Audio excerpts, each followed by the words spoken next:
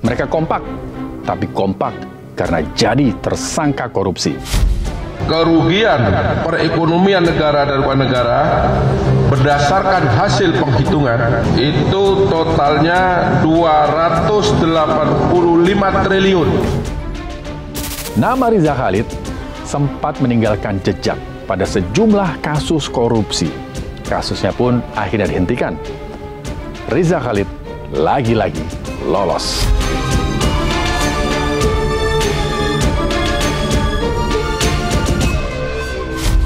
Kekompakan bapak dan anak ini benar-benar tidak untuk ditiru. Jangan juga acungi jempol buat kekompakan mereka. Mereka kompak, tapi kompak karena jadi tersangka korupsi.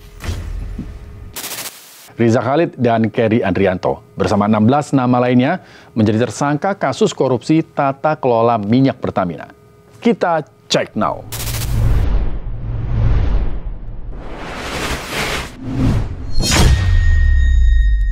Korupsi tata kelola minyak mentah Pertamina. Kejaksaan Agung akhirnya membidik 19 tersangka.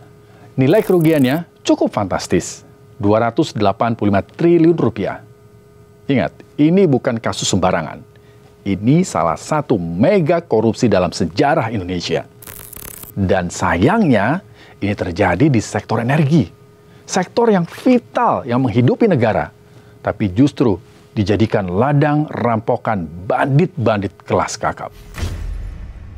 Tim penyidik menyimpulkan telah diperoleh alat bukti yang cukup untuk menetapkan sebanyak 9 tersangka. Tersangka MRC selaku beneficial owner PT Tangki Merak dan PT Orbit Terminal Merak. Sekarang keberadaannya diduga tidak di dalam Indonesia. Namun demikian, penyidik sudah memanggil dengan patut. Sampai hari ini yang bersangkutan tidak pernah menghadiri panggilan tersebut. Bahwa kerugian perekonomian negara dan luar negara berdasarkan hasil penghitungan yang sudah pasti dan nyata jumlahnya, ya, itu totalnya 285 triliun. Saya ajak Anda untuk kembali mengecek file gimana modus korupsi tata kelola minyak mentah. Awalnya kasus ini terjadi waktu pemerintah mewajibkan pemenuhan minyak mentah harus dari dalam negeri. Tapi bandit-bandit berdasi ini nyolong uang rakyat bukan pakai pistol, tapi dengan memanfaatkan situasi dan akses dengan pengaruh dan dengan jaringan orang dalam atau ordal. Pertamina, BUMN strategis yang mengelola minyak dan gas Indonesia, menjadi alat mereka. Praktek kotor ini berjalan lancar. Mereka mengatur vendor impor BBM, vendor luar negeri dipilih bukan karena kualitas, tapi karena keputusan jahat yang memaksa produksi minyak mentah dalam negeri diturunkan. Rifa Sihaan, Sani Dinar Saifuddin, dan Agus Purwono, orang Pertamina ini tiga-tiganya ini. Mereka melakukan pengkondisian dalam sebuah rapat organisasi hilir. Rapatnya menghasilkan keputusan menurunkan produksi kilang, sehingga minyak dalam negeri tidak terserap sepenuhnya. Nah, atas dasar inilah para tersangka kemudian membeli minyak mentah dari luar negeri alias impor. Tapi nggak berhenti di sini. Harga minyak di markup. Negara yang bayar, tapi untungnya masuk ke kantong pribadi. Bahan bakar minyak yang diimpor dengan kadar RON 90 atau setara dengan Pertalite. Sementara dalam dokumen impor, kesepakatan pembayaran tertulis pembelian Pertamax atau RON 92. Kalau kita pikir nih, pakai akal sehat, 18 orang tersangka ini kan gaji udah gede, tapi masih aja melakukan aksi perampokan uang negara. Jadi, alasan korupsi karena gaji kecil itu sudah terbantahkan. Korupsi itu bukan karena nominal gaji, tapi karena serakah. Tetapi khusus FRC selama 3 kali berturut-turut dipanggil dengan patut tidak hadir, berdasarkan informasi yang bersangkutan tidak tinggal di dalam negeri. Ya, untuk itu kami sudah kerjasama dengan perwakilan Kejaksaan Indonesia di luar negeri, khususnya di Singapura.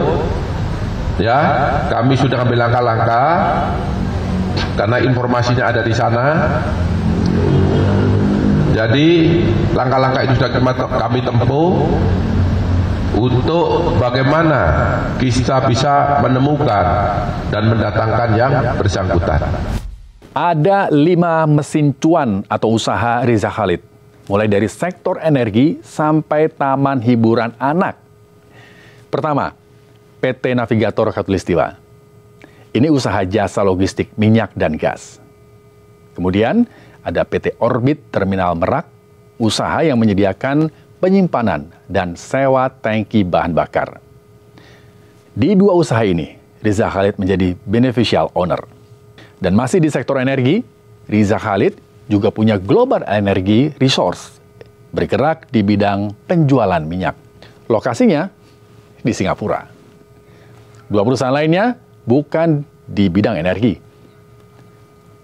Pertama, ada di bidang penerbangan, yaitu PT Virsindo Nusa Perkasa. 1 usaha lainnya sering kita jumpai nih kalau kita datang ke mall. Tahu apa? Kidzania, taman hiburan anak-anak. Sekarang kepemilikannya beralih ke mantan istrinya, Rostriana Adrianti. Nama Riza Khalid sempat meninggalkan jejak pada sejumlah kasus korupsi. Saya sebutin 2 kasus yang sempat menyeret nama The Gasoline Godfather ini. Yang pertama, kasus minyak Zatapi. Kasus impor minyak ini mencuat tahun 2008. Jadi kasusnya, Petral waktu itu membeli 600 barel minyak seharga 54 juta dolar US, atau waktu itu setara dengan 524 miliar rupiah. Pembeliannya melalui perusahaan Global Resource Energy dan Gold Manor, dianggap merugikan negara. Nah, kedua perusahaan itu diduga kuat terafiliasi dengan Riza Khalid. Kasus yang ditangani Mabes Polri ini tidak menyebut nama Riza Khalid dari daftar 5 tersangka.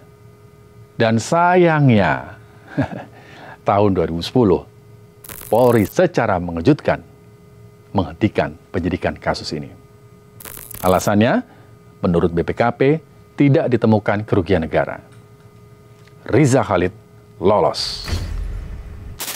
Kasus berikutnya cukup fenomenal dan sempat menjadi trending di sejumlah sosial media. Papa minta saham. Ingat kan? Jadi skandal Papa minta saham mencuat setelah Menteri ESDM saat itu, Sudirman Said, melaporkan Setia Novanto ke Mahkamah Kehormatan Dewan DPR RI. Presiden Direktur PT Freeport Indonesia, Ma'ruf Syamsuddin, merekam pembicaraan Setia Novanto dan Riza Khalid di Hotel Ritz-Carlton Jakarta. Intinya, bisa membantu memperpanjang kontrak Freeport. Ada juga permintaan saham ke Freeport untuk proyek pembangkit listrik di Papua. Setia Novanto akhirnya mundur dari jabatan Ketua DPR RI. Sementara Kejaksaan Agung kemudian mengangkat skandal Papa minta saham sebagai bentuk permufakatan jahat. Tapi sayangnya, Riza Khalid yang menjadi saksi berada di luar negeri saat kasus ini ramai jadi perhatian publik. Kasusnya pun akhirnya dihentikan. Riza Khalid lagi-lagi lolos. Yang lebih mengerikan, Riza Khalid ini bukan orang dalam Pertamina. Dia bukan pejabat, bukan juga direktur, bukan komisaris. Tapi Riza Khalid ini bisa mengatur kebijakan perusahaan energi terbesar di Indonesia. Kenapa? Karena ada kolusi, ada orang dalam, ada pejabat yang memilih setia pada rente dan suap daripada kepada tugas dan tanggung jawab. Korupsi ini bukan ulah satu orang saja. Ini adalah korupsi berjamaah Dan sayangnya, ini terjadi di tengah ancaman krisis energi global dan tekanan fiskal negara yang sangat berat. Dengan penduduk 286 juta orang, itu duit kerugian negara 285 triliun rupiah. Kalau dibagi ke rakyat Indonesia, tiap orang bisa dapat ya kurang lebih 900 ribu rupiah. Uang sebesar itu juga bisa membuat bangun ribuan sekolah, rumah sakit, terus bisa ngebagusin jalan di pelosok-pelosok. Tapi semuanya hilang. Sekarang kita tunggu aja nih. Kali ini apakah sang Raja Minyak Indonesia, a.k.a. Riza Khalid ini bakal ditangkap atau justru sama seperti drama-drama sebelumnya? Lolos. Sampai jumpa di tema berikutnya. Ingat, tetap kritis, tetap waras. Jangan biarkan negara ini dijalankan oleh para maklar. Saya Rizky Hasan. Merdeka!